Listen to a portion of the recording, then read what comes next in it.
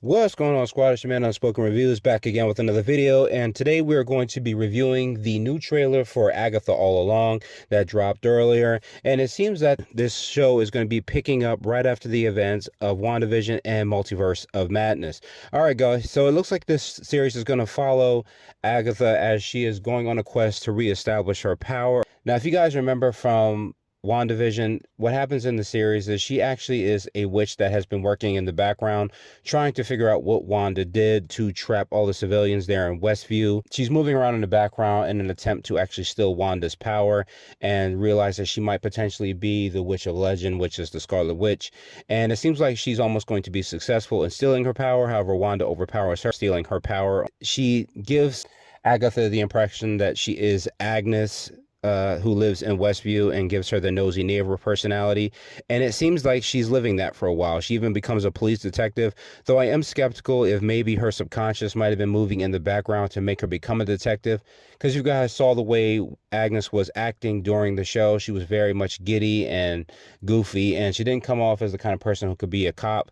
But it makes me wonder if she became a cop as her subconscious was moving, trying to force her into figure out what is wrong with her. So when she does come upon a body, she is questionable about it. This is where we get to meet Rio Vidal, who's trying to help her because Wanda does see Wanda's name on a toe tag, and that might also play into the ending events of Multiverse of Madness. Now that Wanda may be quote unquote dead, she may have lost her powerful control over her, or her spell might have weakened, which might be able to help Agnes realize who she truly is.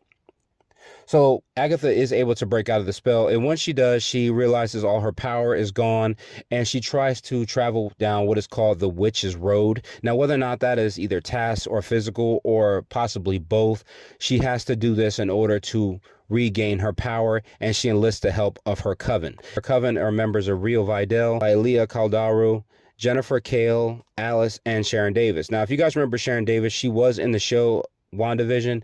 She kind of was playing as a background character, and she didn't have much relevancy in that show other than being there for comical relief, but it seems that she herself is also a witch. So it makes me wonder if Wanda's magic actually overpowered her, or was she fully aware of the situation of the whole time. I don't know, but it will be interesting to see what her character can bring to the show. I don't know much about Alice. However, I do know Jennifer Kale is also a witch, and she also was a Midnight Sun for a little while, and part of a group called the Witches that I think Doctor Strange put together. I think she also was supposed to take over as Sorcerer Supreme after a while. If I'm incorrect, let me know in the comments. I don't know much about Leah Cardaru or as well as Rio Vidal. We also get Billy in this show, who is actually the son of Wanda and Vision, and this character is also supposed to become Wiccan, who is actually a member of the Young Avengers for a period of time. I'm not exactly sure how this character exists, because the last time we did see this character, he was actually erased by Wanda's magic after she canceled out the hold she had on Westview. So I'm intrigued to see if this character is the same Billy, or if this is indeed one from a different universe or a different part of the multiverse. Because he is older, it makes sense that he would be a different one, but I don't know. We'll just have to wait and see with the show. Now, it does seem that the Coven is a little reluctant to help Agatha, and it makes sense because if you guys remember in the events of WandaVision, she did end up betraying the Coven. At least that's what is told to us before she kills off the group of witches that try to burn her during the events of the Salem witch trials. Now, my feelings toward the show are a little back and forth. I don't exactly like it or hate it. It is going to be one of those shows that's going to have to do the work when we see it. It didn't really have a lot of intrigue that, made me feel like, okay, this is definitely a show I want to watch. I do know some of the big names that were producers that are responsible for WandaVision, so that does excite me, and it's making me willing to want to watch the show.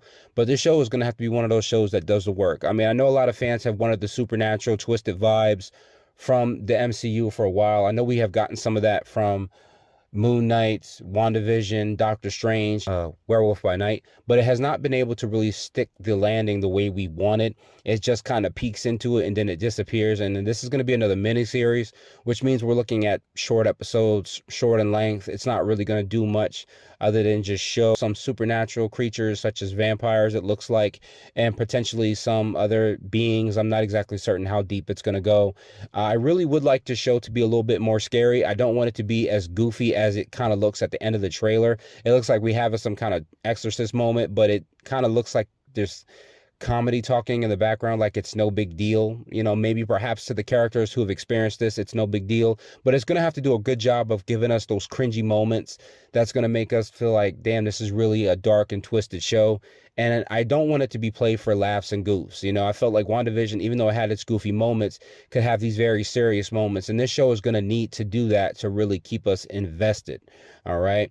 You know, I know that one thing with MCU shows is that they kind of tend to go more goofy, and I don't want the show to be as goofy. I want it to be a little bit more serious, so that way the audience can be a little bit more worried about what's going on, because we have to be invested in Agatha gaining her power back, and that means this show is going to have an underground theme with it, right? I felt like the one thing with WandaVision, the underground theme was grief and how we deal with grief as human beings. It wasn't just this mysterious show where things were happening. It was also about a character dealing with major loss. But that's my review for the trailer, guys. I hope you enjoyed it, and I will see you guys in the next one. Later.